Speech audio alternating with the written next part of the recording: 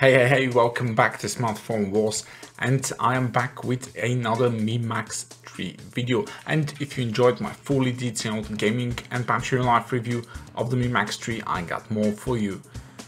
If the battery, display and performance is not what interests you in the Mi Max 3, but you're interested in how good the cameras are and how do they compare, I think this video is definitely for you.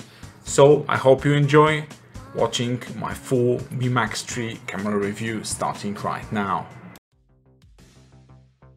This time I'm starting with the front camera, which is an 8 megapixel shooter at f2.0 aperture and has a front-facing flash.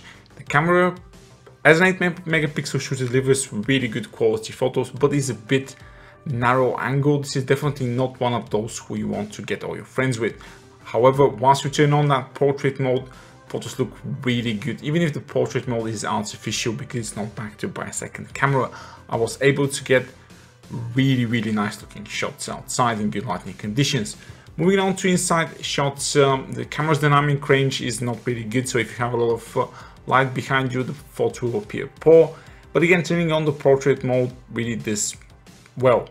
In low light shots, the camera performs admirably, and the front-facing flash really works. I mean, like, really works well. And the video quality is definitely better than I expected.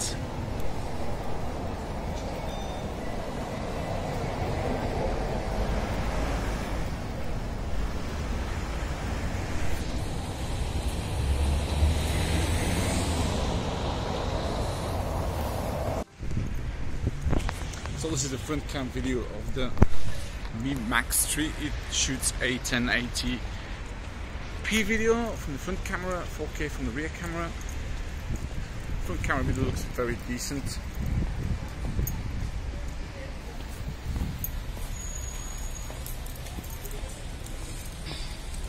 After a short introduction, now it's time for the main heavy hitter. The rear camera is a 12+5 megapixel. The rear sensor is made by Samsung and it's an f1.9 aperture with 1.4 large micron pixel size and dual phase detection pixel autofocus. In daylight, in good lighting conditions, the photos look absolutely incredible. The dynamic range is really flagship worthy, the color reproduction is accurate, and the shots are just bombarded with detail. The auto HDR does a great job. This is a fantastic daylight shooter. I mean, it's just the same camera configuration as the Redmi Note 5, but I think they've used better lenses or something, because it's definitely a step above that. There is a zoom option, but it's purely digital. Yet at 2 and 3 times zoom, it's still quite okay if you don't mind some lost details here and there. The portrait mode is backed by the depth of field sensor and it works really good. It's a bit too much for my taste, but it definitely makes the subject pop out, and well, it certainly looks cool. I have to say, people who liked the portrait mode in the Redmi Note 5, this one is again a tiny bit better. Moving on to indoor shots, again in good natural light coming into the indoor shots, the photos look really good, and it's really well lit white light environments. They are as good as it gets at this price. In general, the f1.9 aperture and large micron pixel size do not disappoint in even low light indoor shots. As long as your object holds still and it's not really dark, you will get a lot of details. As light goes to practically no light, noise starts to creep in, but you can still make out what you're shooting. This is incredible stuff for a $200 camera, and it really doesn't have the right to be this good as a tablet-sized phone. To video quality, the slow motion is there, but it's not really great.